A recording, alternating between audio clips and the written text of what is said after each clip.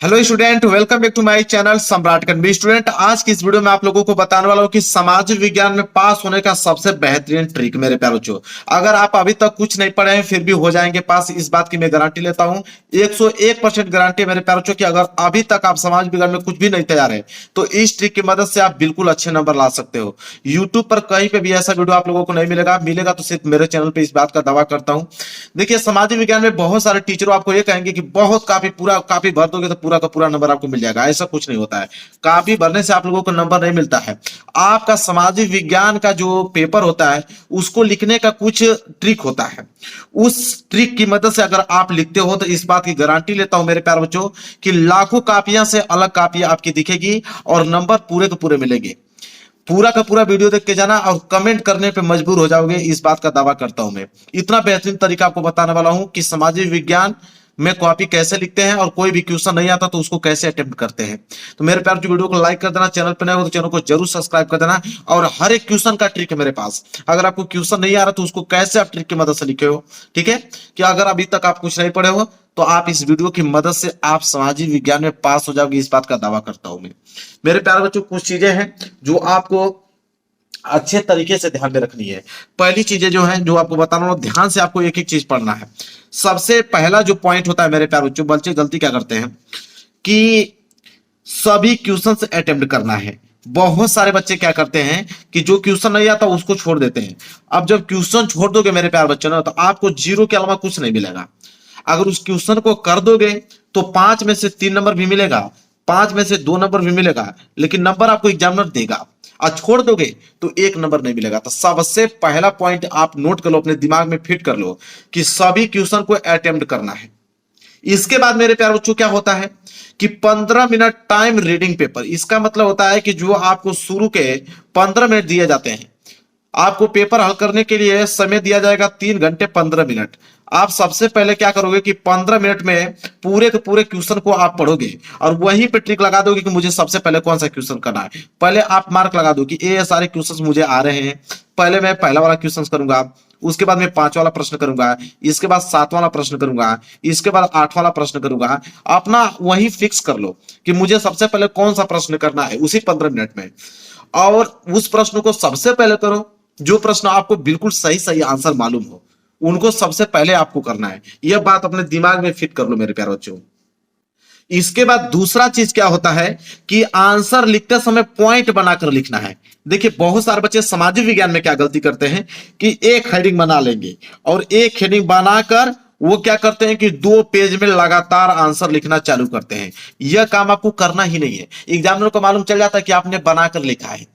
आप आंसर जब भी लिख रहे हो तब पॉइंट वाइज, जैसे कोई भी आंसर लिख रहे हो तब पहला पॉइंट इसमें 2 लाइन लिख दो, इसके बाद दूसरा पॉइंट इसमें 2 लाइन लिख दो, इसके बाद तीसरा पॉइंट इसमें 2 लाइन लिख दो, फिर चौथा पॉइंट 2 लाइन लिख दो। बनाकर ही लिख रहे हो ना, बनाकर भी लिख रहे हो ना, तो ऐसे ही लिखो। एग्जामिनर पॉइंट पे देगा विशेष ध्यान और पढ़ेगा ना तो उसको मालूम नहीं चलेगा कि सही लिखा है आपने कि गलत। पॉइंट देखते हुए उसको समझ में आ जाएगा कि नहीं, लड़का बिल्कुल जेन्युइन है, जीनियस लड़का है, बढ़िया से पढ़ा लिखा है, इस तरह लिखा है। तो आपको आंसर कभी भी लिखना है सामाजिक विज्ञान में तो पॉइंट बनाकर लिखना है, ठीक है। यह काम आपको जरूर से जरूर करना है। तो यह हो गया दूसरी चीज। तीसरी चीज क्या होता है, चलिए उस पर ध्यान देते हैं। तीसरी चीज मेरे प्यारे बच्चों यह है कि हाईलाइट, ठीक है, हाईलाइट इंपोर्टेंट वर्ड को। जो इंपोर्टेंट वर्ड होता है मेरे प्यारे बच्चों, उसे इंपोर्टेंट वर्ड को आप इंपोर्टेंट वर्ड को ब्लैक पेन से लिखिए या ब्लू पेन से लिखिए, कोई दिक्कत नहीं है, ठीक है। वैसे ब्लैक पेन से ही लिखोगे तो अच्छी बात है। अब ब्लू पेन से भी लिख देते हो ना तो बस उसके नीचे अंडरलाइन कर दो। हाईलाइट का मतलब होता है इंपोर्टेंट वर्ड। देखिए, अगर कोई क्वेश्चन है, अगर उस क्वेश्चन को बनाकर अगर आप 3 लाइन में लिख रहे हो तो 3 लाइन में जब आप क्वेश्चन को लिखोगे तो कम से कम 4 या 5 ऐसे वर्ड होंगे जो आपको बिल्कुल सही सही मालूम होंगे। 4-5 वर्ड तो बिल्कुल सही मालूम होंगे और उन्हीं वर्डों को आपको क्या कर देना है, उनके नीचे अंडरलाइन कर देना है ब्लैक पेन से, ठीक है। एग्जामिनर जब भी आपका सामाजिक विज्ञान का जो पेपर जब चेक होता है कॉपी, तो उसमें एग्जामिनर बस पॉइंट देखता है। तो उनको हाईलाइटेड किए रहोगे तो उन्हीं पॉइंटों को देखेगा और आपको नंबर देता चला जाएगा और वही फिक्स कर लेगा कि इस बच्चे को हमें 70 में 60 नंबर देना है कि 65 नंबर देना है। और इस बात का दावा करता हूं मैं कि जिस प्रकार बता रहा हूं वो सारे ट्रिक अगर आपने अपना लिया तो समझ लीजिए कि 60 या 65 नंबर से कम आने वाले नहीं आपके। और 30 नंबर प्रैक्टिकल से मेरे प्यारे बच्चों 100 में आपके हो जाएंगे 90 और 95 नंबर। ठीक है, यह काम आपको करना है। तो क्लियर हो गया, तीसरा पॉइंट आपको समझ में आ गया। अब देखिए चौथा पॉइंट जो सबसे ज्यादा इंपॉर्टेंट है, और यह काम अगर आपने कर दिया तो समझ लीजिए कि आप टॉपर बन सकते हो। क्या है समाज विज्ञान में, ये देखिए फ्लो चार्ट बनाने का प्रयास करना। कोई भी आंसर जब दीर्घ उत्तरीय लॉन्ग क्वेश्चन जब आप दे रहे हो मेरे प्यारे बच्चों, चाहे कोई भी क्वेश्चन दे रहे हो, शॉर्ट क्वेश्चन भी आंसर दे रहे हो, तो फ्लो चार्ट बनाना सीखिए। फ्लो चार्ट का मतलब क्या होता है मेरे प्यारे बच्चों, फ्लो चार्ट का मतलब यह चीज होता है, जैसे आपका परिवहन के बारे में पूछ दिया, तो जैसे यहाँ पे अगर आपको पूछ दिया कि परिवहन क्या है, तो परिवहन में जैसे आपका एक स्थल परिवहन होता है, तो आप ऐसे फ्लो चार्ट बनाइए, स्थल परिवहन, फिर बीच में ऐसे एरो का चिन्ह दीजिए। एक होता है जल परिवहन, इसके बाद फिर यहाँ पे दीजिए, एक होता है आपका वायु परिवहन, ठीक है, इसके भी 3 पार्ट होते हैं, इसके 2 पार्ट होते हैं, इसके भी 3 पार्ट होते हैं। तो ऐसे फ्लो चार्ट बनाना है। अब फ्लो चार्ट जब आप बनाओगे ना, तो एग्जामिनर के पास लाखों कापियां होती हैं, अगर वो 100 कापी चेक कर रहा है और 101वीं कापी अगर आपकी होगी तो सबसे डिफरेंट होगी, और दावा करता हूं कि उसमें नंबर आपको पूरा का पूरा वो देगा, क्योंकि ऐसा कॉपी किसी की नहीं रहेगी। जो लोग इस वीडियो को देख रहे हैं उन्हीं की कॉपी ऐसा लिख पाओगे, सबसे ज्यादा अंक मिलेगा आपको समाज विज्ञान में, इस बात का दावा है मेरा। ये नहीं कि एक हेडिंग डाल के 4-4 पैराग्राफ बस लिखते जाएं तो एग्जामिनर को समझ में आ जाएगा कि आपने क्या किया है, बनाकर लिखा है, और नंबर 1 नंबर से अधिक देगा भी नहीं आपको। ठीक है, तो यह फ्लो चार्ट बनाने का जरूर से जरूर आपको प्रयास करना है मेरे प्यारे बच्चों, इस बात को अपने दिमाग में पूरा का पूरा बैठा लीजिए। क्लियर है, चलिए अब अगले पॉइंट की तरफ बढ़ते हैं। अगला पॉइंट क्या है उसे देखिए। देखिए चौथा पॉइंट क्लियर, पांचवा पॉइंट समझिए। पांचवा पॉइंट जो है मेरे प्यारे बच्चों वो है कि हर आंसर के बाद 2 लाइंस का गैप दीजिए। बहुत ज्यादा इससे काफी जो आपकी साफ सुथरा दिखने में लगती है और एग्जामिनर को पढ़ने में भी आसानी होता है। देखिए कोई भी अगर आप प्रश्न उत्तर कर रहे हो, ठीक है, और मान लीजिए कि प्रश्न उत्तर आपने पहला कर दिया, तो प्रश्न उत्तर जब पहला आप कर रहे हो ना, तो आप जब इस आंसर खत्म हो रहा है तो 2 लाइन आप छोड़ने के बाद तब नीचे से आप प्रश्न उत्तर दूसरा की तरफ बढ़ेंगे। तो यह काम आपको करना है, ठीक है, हर एक प्रश्न उत्तर के बाद आपको 2 लाइन का गैप देना ही देना है। इस बात को आप नोट कर लो, ठीक है, जो आपको बता रहा हूं मेरे प्यारे बच्चों, आप अपने दिमाग में फिट कीजिए, और समाज विज्ञान के पेपर में यही ट्रिक आपको अपनाना है, सबसे ज्यादा अंक मिलेंगे, इस बात का दावा करता हूं मैं। अगली ट्रिक क्या है मेरे प्यारे बच्चों, उसको समझिए। वो अगली ट्रिक सबसे ज्यादा इंपॉर्टेंट है, वो है आपका टाइम मैनेजमेंट का। अब मेरे प्यारे बच्चों बहुत सारे बच्चों का कमेंट आएगा, जब बहुत सारे बच्चे ऐसे हैं वो कहेंगे कि सर मैं तो पेपर बहुत अच्छे से किया लेकिन 5 क्वेश्चन छूट गया मेरा सर। कोई कहेगा कि मेरा सर 3 क्वेश्चन छूट गया। तो भाई छूट इसलिए गया क्योंकि आपने टाइम मैनेजमेंट किया ही नहीं। टाइम मैनेजमेंट का मतलब यह चीज होता है कि कोई भी क्वेश्चन को कैसे लिखना है और वर्ड लिमिट का ध्यान रखना है, तभी आप टाइम मैनेजमेंट कर पाओगे। ये नहीं, देखिए बहुत सारे बच्चे क्या करते हैं कि 2 नंबर वाले प्रश्न रहेगा तो 2 नंबर वाले प्रश्न को वो लिखेंगे 2 पेज में। 2 नंबर वाले प्रश्न को आप 2 पेज में लिखोगे तो पहली बात तो एग्जामिनर उसमें 1 नंबर नहीं देगा, क्योंकि उसको मालूम है कि 2 नंबर वाले प्रश्न 2 पेज में कभी हो ही नहीं सकते हैं। 2 नंबर वाले प्रश्न अधिक से अधिक 3 लाइन में होंगे, और आपने लिख दिया 2 पेज में बना बनाकर, तो 2 पेज में लिख रहे हो तो समय भी नुकसान हो रहा है, तो आगे के प्रश्न और छूटेंगे कि नहीं। तो आपको मेरे प्यारों को क्या करना है कि 3 घंटे 15 मिनट का समय है, तो 15 मिनट में तो पेपर ही पढ़ लोगे। 3 घंटे में आपको ऐसा टाइम मैनेजमेंट करना है कि आपको वर्ड लिमिट ध्यान रखना है कि कौन से प्रश्न को कितना वर्ड में लिखना है, ठीक है, कितना समय उस पर देना है, ताकि 3 घंटे में मैं पूरे के पूरे प्रश्न को अटेम्प्ट कर पाऊं। यह होना चाहिए मेरे प्यारे बच्चों। तो आपको मालूम होना चाहिए कि 2 नंबर वाले प्रश्नों को कितना लाइन में लिखना है, 4 नंबर वाले प्रश्नों को कितना लाइन में लिखना है, 6 नंबर वाले प्रश्नों को कितना लाइन में लिखना है। मैं लिख के लेकर आया हूं, अभी दिखा रहा हूं आपको, मैं कॉपी लिख के लेकर आया हूं, आपको दिखाऊंगा कि समाज में उनकी कॉपी कैसे लिखी जाती है। इसके बाद आप देखिए कैसे नंबर आपको नहीं मिलता है। तो ये सारी चीजें अप्लाई आपको करना है। तो यहां तक आपको सारी चीजें क्लियर हो गया मेरे प्यारे बच्चों, कोई दिक्कत नहीं होना चाहिए। अब मैं आपको कॉपी दिखाता हूं कि कैसे सामाजिक विज्ञान की कॉपी लिखी जाती है। देखिए कॉपी कैसे लिखा जाता है। सबसे पहले आप लिखोगे लघुत्तरीय प्रश्न, क्योंकि 20 नंबर के तो ऑब्जेक्टिव क्वेश्चंस होते हैं, तो लघुत्तरीय त्रिगुत्तरीय यही 2 तरह के प्रश्न आपके एग्जाम में आने वाले हैं। तो जैसे प्रश्न पूछ दिया आपको कि जर्मनी का एकीकरण कब और कैसे हुआ, तो देखिए इसे फ्लो चार्ट की मदद से इस प्रश्न का उत्तर कैसे दोगे। और ऐसा कोई नहीं लिखा होगा, इस बात का दावा करता हूं, जो इस वीडियो को देख के गए होंगे वही ऐसा काम कर पाएंगे। तो जर्मनी का एकीकरण कब और कैसे हुआ, देखिए सबसे पहले आप पॉइंट बनाओगे, पहला पॉइंट लिखोगे कि राष्ट्रवादी भावनाएं का उदय। आपने लिख दिया राष्ट्रवादी उदय की उदय, तो राष्ट्रवादी भावनाएं का उदय आपने पहला पॉइंट लिखा। एरो का चिन्ह देखे फ्लो चार्ट में। इसके बाद दूसरा पॉइंट आपने लिखा कि 1848 में निर्वाचित संसद बना। इसके बाद तीसरा पॉइंट लिखोगे कि राजशाही और फौज द्वारा दमन हुआ। इसके बाद चौथा पॉइंट लिखोगे यहाँ पे कि प्रशासन का नेतृत्व किया गया। इसके बाद पांचवा ऑटोमान बिस्मार्क की भूमिका उसमें निभाई। इसके बाद छठवां तीन युद्ध हुआ और तीन युद्ध होने के बाद फिर जर्मनी साम्राज्य की घोषणा किया गया और लास्ट में 18 जनवरी 1871 को जो है वो जर्मनी का एकीकरण पूरा हुआ। तो देखिए इसे बोलते हैं फ्लो चार्ट। ऐसे अगर लिखोगे मेरे प्यारे बच्चों तो 4 नंबर का आपका लघु उत्तरीय प्रश्न आता है। 4 में 4 नंबर एग्जाम में देगा, 1 नंबर नहीं काटेगा। इस बात का मेरा दावा है, 1 नंबर नहीं काट सकता मेरे प्यारे बच्चों। तो इसे बोलते हैं फ्लो चार्ट। यही काम आपको करना है। समझ में आ गया आप लोगों को फ्लो चार्ट कैसे बनाना है? तो ऐसे बनाकर आपको लिखना है। इसके बाद और मैं प्रश्न दिखाता हूं आपको। देखिए एक प्रश्न और दिखाता हूं, ये भी आपका लघु उत्तरीय फिर दीर्घ उत्तरीय भी दिखाऊंगा ताकि आप वर्ड लिमिट का ध्यान रख पाओ। जैसे आपको प्रश्न दे दिया कि सांप्रदायिकता लोकतंत्रों के लिए हानिकारक क्यों है, 2 तर्क दीजिए। 2-2 नंबर का है। अब इसको क्या करेंगे कि 4 नंबर का प्रश्न हो गया। कुछ बच्चे क्या करेंगे कि एक हेडिंग डाल के लगेंगे 2-3 पेज में लिखने, नहीं, सिंपल हेडिंग डालना है, सांप्रदायिकता लोकतंत्र के लिए हानिकारक है। अब देखिए पहली हेडिंग बस हमने लिखा है यहाँ पे, ठीक है, कि समुदाय के राजनीतिक प्रभुत्व स्थापित, ठीक है। और उसमें मैंने बस 3 ही लाइन छोटा सा लिखा है कि सांप्रदायिकता सोच अक्सर अपने धार्मिक समुदाय राजनीतिक प्रभुत्व स्थापित करने के लिए फिराक रहती है।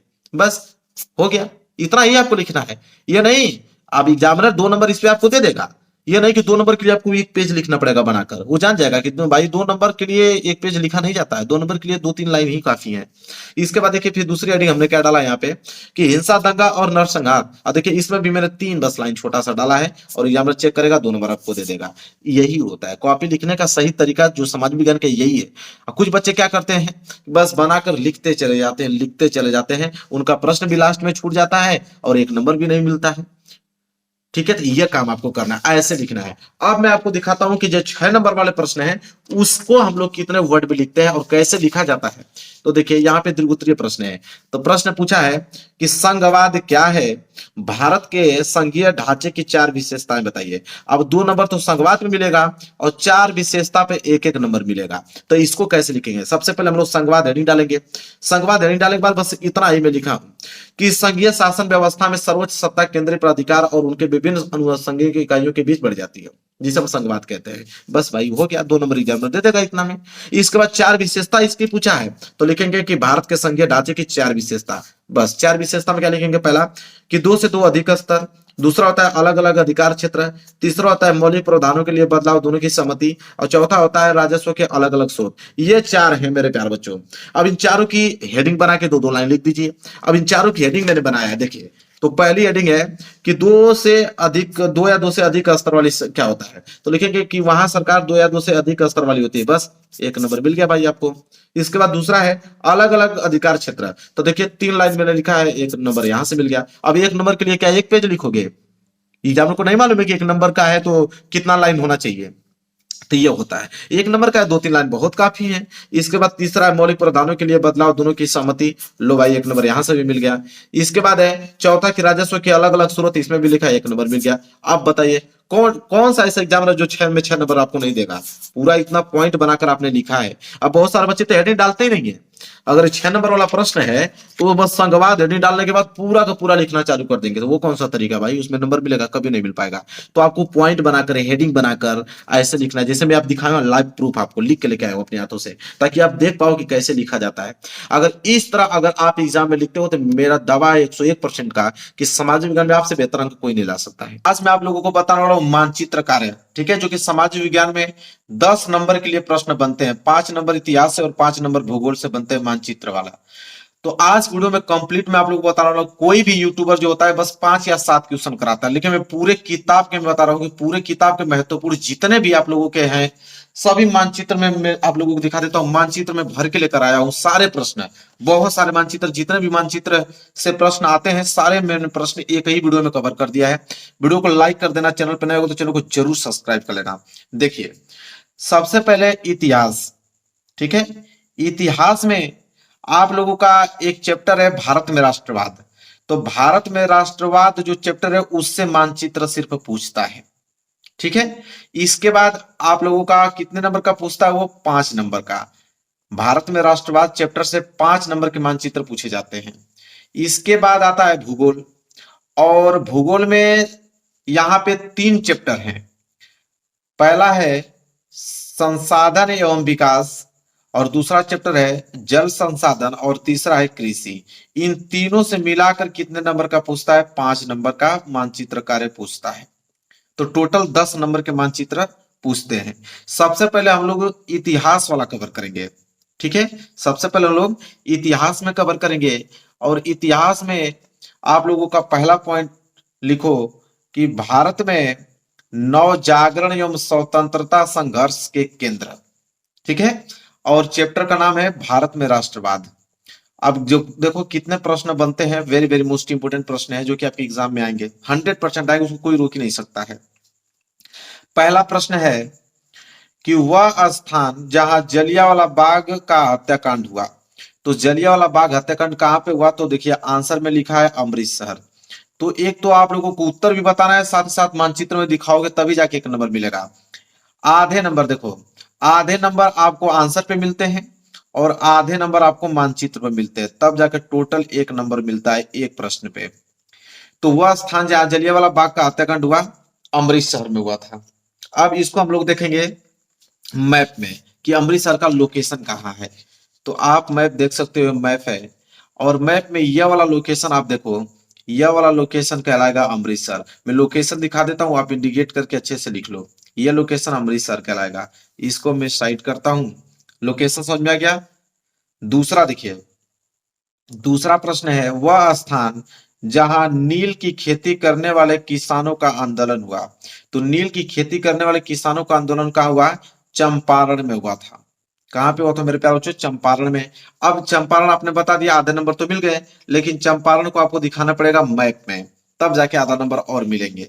तो मानचित्र देखिए, यह वाला लोकेशन आप देख रहे हो, यह है लोकेशन आपका चंपारण। तो यहाँ पे इस तरह करके एरो का चिन्ह लगाकर यहाँ पे साइड में चंपारण लिख दीजिएगा। तो आधा नंबर यहां से कवर हो गए आपके।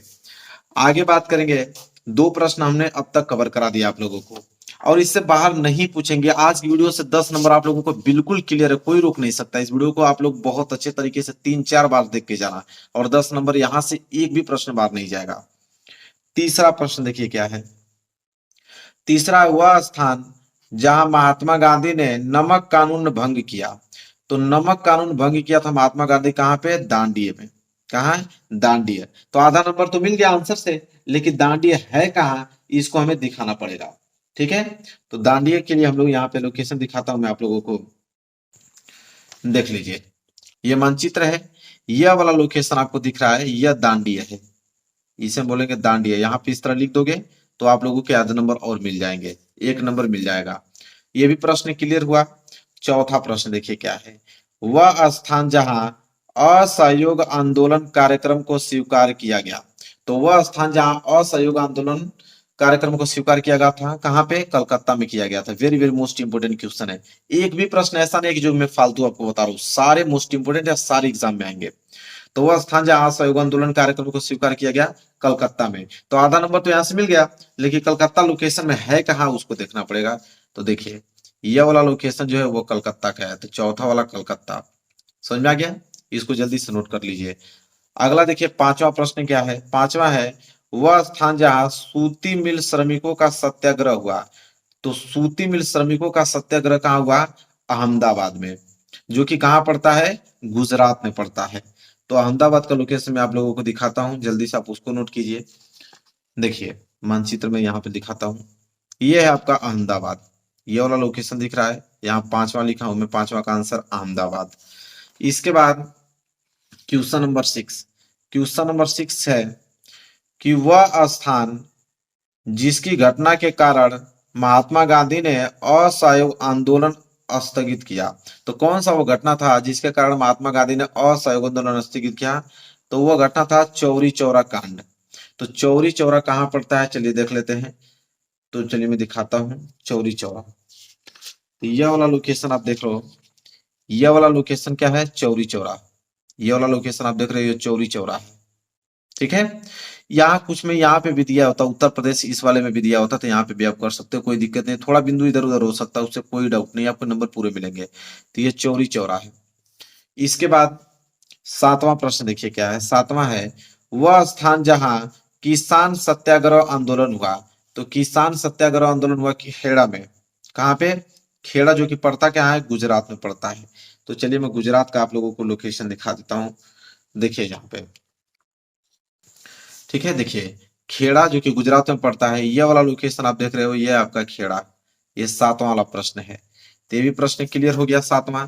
एक प्रश्न और 8वां इसका बचा है। वह स्थान जहाँ काशी हिंदू विश्वविद्यालय है, तो काशी हिंदू विश्वविद्यालय कहाँ पे है, वाराणसी में। कहाँ पे, वाराणसी में। तो चलिए देखिए वाराणसी का मैं लोकेशन आपको दिखा देता हूँ।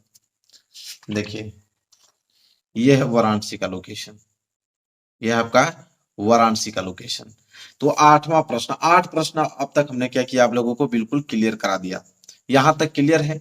चलिए फिर उसी में दूसरा पॉइंट आता है कि भारतीय राष्ट्रीय कांग्रेस के अधिवेशन, भारतीय राष्ट्रीय कांग्रेस के अधिवेशन से प्रश्न बनते हैं। और पहला प्रश्न देखिए क्या है कि वह स्थान जहां कांग्रेस का प्रथम अधिवेशन हुआ, तो कांग्रेस का प्रथम अधिवेशन कहाँ हुआ, मुंबई में। कहाँ पे हुआ मेरे प्यारे बच्चों, मुंबई में। तो आधा नंबर तो यहाँ से मिल गया, लेकिन मुंबई कहाँ पे है उसको दिखाना पड़ेगा लोकेशन में। देखिए यह वाला लोकेशन जो है आप लोगों का मुंबई, तो पहला वाला का आंसर क्या हो जाएगा, मुंबई हो जाएगा। क्लियर है आप लोगों को, समझ में आ गया। चलिए दूसरा प्रश्न देख लेते हैं।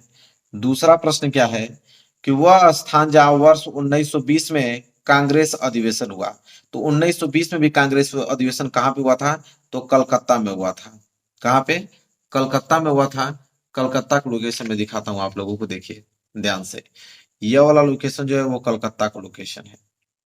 ठीक है, चलिए नोट कर लीजिए, एक नंबर यहां से भी क्लियर हो गया। तीसरा प्रश्न है वह स्थान जहां भारतीय राष्ट्रीय कांग्रेस की स्थापना हुआ, तो भारतीय राष्ट्रीय कांग्रेस का स्थापना का हुआ था मुंबई में, तो इसका आंसर भी मुंबई ही है। तो मुंबई का लोकेशन तो मैंने पहले वाला आंसर के दिखाया ही था, तो वहीं से एरो खींचकर तीसरा वाला का आंसर लिख देंगे मुंबई। ठीक है, एक ही लोकेशन के दोनों आंसर हैं।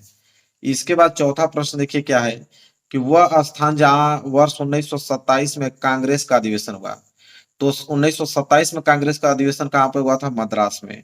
और 1920 में कहाँ हुआ था, कलकत्ता में। तो 1927 में कांग्रेस का अधिवेशन मद्रास में हुआ था, तो मद्रास का हमें लोकेशन में आपको दिखा देता हूँ, क्योंकि आधे नंबर उसमें मिलेंगे। तो ये वाला लोकेशन जो है वो मद्रास का है। जल्दी से आप नोट कर लीजिए क्या है, मद्रास का। आगे बढ़ेंगे और 5वां प्रश्न देखेंगे। 5वां प्रश्न है वह स्थान जहां वर्ष 1929 में कांग्रेस का अधिवेशन हुआ। 1929 में कांग्रेस का अधिवेशन कहाँ हुआ था, तो लाहौर में हुआ था। सबको डेट वाइज याद करना है आप लोगों को, ठीक है। 1929 में कहाँ हुआ था कांग्रेस का अधिवेशन, लाहौर में। ठीक है, लाहौर देख लो आप, ये वाला लोकेशन जो है वो क्या है, लाहौर है। 5वें का आंसर यहाँ पे होगा, जल्दी से आप इसको नोट कर लीजिए। एक स्थान और बचा है यहाँ पे, देखिए क्या है। वह स्थान जहां कांग्रेस और मुस्लिम लीग का वर्ष 1916 में समझौता हुआ, तो वो हुआ था लखनऊ में। कहाँ पे हुआ था, लखनऊ में, जो कि यहाँ पे आप लोगों का लखनऊ है। देखिए कुछ मानचित्र में यहाँ पे दिखाई देगा, ठीक है, इंडिया इसमें दिखाई गया है। ठीक है, तो आप इसमें भी आप बना सकते हो, कुछ में यहाँ पे दिखाई गया है। तो आपको कोई टेंशन नहीं, जो होते हैं बिंदु आपके इधर उधर हो सकते हैं, कोई दिक्कत नहीं है। आपको आंसर पूरे मिलेंगे। अलग अलग मानचित्र के कोई बड़ा मानचित्र दे देता तो उसमें ये ग्राफ जो होते हैं बड़े बड़े हो जाते हैं, कुछ छोटा मानचित्र दे देता तो उसमें ग्राफ छोटे छोटे हो जाते हैं, तो बिंदु इधर उधर हो जाता है, तो उससे कोई घबराने वाली बात आपको नहीं है। लोकेशन आप ये वाला देखिएगा, लखनऊ।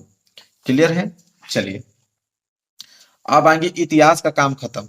इतिहास का काम बिल्कुल क्या हो गया, खत्म हो गया। अब यहां से भूगोल। इतिहास के उतने प्रश्न अगर आपको तैयार है तो 5 नंबर के मानचित्र आप बिल्कुल आप आसान तरीके से कर डालोगे, कोई दिक्कत नहीं है। अब यहाँ पे आ गया भूगोल। अब भूगोल में पहला जो हम लोगों को चैप्टर कवर करेंगे, संसाधन एवं विकास से। संसाधन एवं विकास से हम लोग यहाँ पे कवर करने वाले हैं। और पहला प्रश्न संसाधन एवं विकास से पूछता है यहाँ पे कि भारत के राजनीतिक मानचित्र पे आपको दर्शाना है। पहला, दूसरा, तीसरा, चौथा, पांचवा, 5 प्रकार की मृदा के प्रकार पूछता है। ठीक है, मृदा के प्रकार पूछता है आप लोगों को। तो मैं 5 प्रकार की मृदा का प्रकार आपको बता देता हूँ, और वही मानचित्र में पूछता है। जैसे पूछेगा कि काली मृदा का लोकेशन बताओ, काली मृदा कहाँ पाई जाती है, लोकेशन बताओ। तो काली मृदा का लोकेशन यह है। ठीक है, ये पहला वाला। दूसरा, मरुस्थलीय या शुष्क मृदा। दूसरा जो प्रकार होता है मृदा का, मरुस्थलीय या शुष्क मृदा होता है, जो कि यहाँ पे आप लिख लो। ठीक है, दूसरा हो गया मरुस्थलीय या शुष्क मृदा। तीसरा कौन प्रकार होता है, तो तीसरा होता है पर्वतीय मृदा, जिसे हम लोग वन मृदा के नाम से भी जानते हैं। तो उसका लोकेशन यह है, पर्वतीय मृदा, वन मृदा। चौथा जो मृदा का प्रकार होता है वो होता है पर्वतीय मृदा या वन मृदा। ठीक है, तो चौथा भी आप लोगों का वही प्रकार है, पर्वतीय मृदा या वन मृदा। तो यहाँ पे आप डाल दीजिए चौथा का। और पांचवा है आप लोगों का जलोढ़ मिट्टी, जलोढ़ मृदा जिसे बोलते हैं। तो पांचवा हो गया जलोढ़ मृदा। क्लियर है? चलिए, तो यहाँ पे पांचों मृदाओं के हमने नाम यहाँ पे आप लोगों को बता दिया लोकेशन सहित। तो यहाँ पे पहला पॉइंट तो यहाँ से बनता है। इसके बाद संसाधन विकास कवर हुआ। अब जल संसाधन से प्रश्न बनते हैं। किससे बनते हैं? जल संसाधन से। जल संसाधन में पूछेगा कि दिए गए मानचित्र पर निम्न बांधों को चिन्हित कीजिए। बांध से एक प्रश्न तो आपसे पूछेगा ही पूछेगा, बांध से। तो चलिए बांध वाला मैं प्रश्न आप लोगों को कवर कराता हूं। जैसे यहाँ पे पूछेगा आपसे ना कि हीराकुंड बांध बताइए, तुंगभद्रा बांध किस लोकेशन पे है, भांगड़ा या नागल बांध बताइए, चौथा सलाल बांध, पांचवा टिहरी बांध और छठवां सरदार सरोवर बांध और सातवां राणा प्रताप सागर बांध। 7 प्रकार के बांध है और सातों प्रकार के बांधों को मैं आपको दिखाता हूँ। चलिए, तो हीराकुंड बांध का लोकेशन मैं आपको दिखाता हूँ। देखिए ध्यान से आप लोग। पहला आप लोगों का हीराकुंड बांध, यहाँ पे मैं छोटा कर देता हूँ ताकि आपको दिखे अच्छे से। ये वाला लोकेशन हीराकुंड बांध का है, जल्दी से आप लोग बस नोट करते रहिए। ये हीराकुंड बांध। दूसरा तुंगभद्रा बांध, तो तुंगभद्रा बांध का मैं लोकेशन दिखाता हूँ। यहाँ पे देखिए, ये वाला लोकेशन जो है वो तुंगभद्रा बांध का है। इसके बाद आगे बढ़ोगे तो भागड़ा नागल बांध, तो भागड़ा नागल बांध ये वाला लोकेशन, ये जो लोकेशन आप देख रहे हो ये भागड़ा नागल बांध का, ठीक है। इसके बाद आप लोगों का चौथा जो आता है वो सलाल बांध आता है, ठीक है। सलाल बांध बहुत इंपॉर्टेंट, बहुत बार एग्जाम में आ चुका है। तो सलाल बांध का लोकेशन आप जल्दी से लिख लो, यहाँ पे ये वाला लोकेशन सलाल बांध का है। पांचवा है टिहरी बांध, टिहरी बांध यहाँ पे आइए, ये वाला लोकेशन जो है वो टिहरी बांध का है। पांचवा में देखिए टिहरी बांध लिखा है। इसके बाद आपका सरदार सरोवर बांध, सरदार सरोवर बांध ये वाला लोकेशन है। ये देखिए ये वाला लोकेशन जो है सरदार सरोवर बांध का है। जल्दी से आप वहां पे ट्रिक लगा लीजिए। इसके बाद आप लोगों का राणा प्रताप सागर बांध, तो राणा प्रताप सागर बांध यहाँ है, यहाँ से मैंने एरो देके यहाँ पे लिखा है राणा प्रताप सागर बांध। तो यहाँ पे बांधों से यहाँ पे 7 प्रकार के बांध पूछे जाते हैं, इसमें से कोई एक ही बांध आप लोगों को देगा। इसके बाद आइए कृषि में, ठीक है। इसके बाद कृषि से प्रश्न क्या पूछे जाते हैं उसको देखते हैं हम लोग। देखिए कृषि से प्रश्न आपसे पूछेगा कि गेहूं का सबसे बड़ा उत्पादक राज्य, तो गेहूं का सबसे बड़ा उत्पादक राज्य क्या है? पंजाब। क्या है? पंजाब है। तो पंजाब यहाँ पे हम लोग देखेंगे कि पंजाब का लोकेशन क्या है, यहाँ पे ये वाला लोकेशन पंजाब का लोकेशन कहलाता है। इसके बाद है दूसरा कि सर्वाधिक जूट उत्पादक राज्य, तो सर्वाधिक जूट उत्पादक राज्य कौन सा है? पश्चिम बंगाल है। तो पश्चिम बंगाल का लोकेशन दिखाएं, देखिए यहाँ पे है पश्चिम बंगाल का लोकेशन। तो आधा नंबर उसमें मिलेगा, आधा नंबर इसमें मिलेगा। पश्चिम बंगाल का लोकेशन आपको नोट कर लीजिए। इसके बाद है आप लोगों का तीसरा, कॉफी का सबसे बड़ा उत्पादक राज्य है। तो कॉफी का सबसे बड़ा उत्पादक राज्य तो कर्नाटक है। क्या है? कर्नाटक है। तो कर्नाटक का मैं लोकेशन आपको दिखाता हूँ। ये वाला लास्ट वाला लोकेशन देखिए, कर्नाटक का ये लोकेशन है। आगे बढ़ेंगे और अगला प्रश्न देखेंगे। चावल का सबसे उत्पादक राज्य जो कि बिहार है।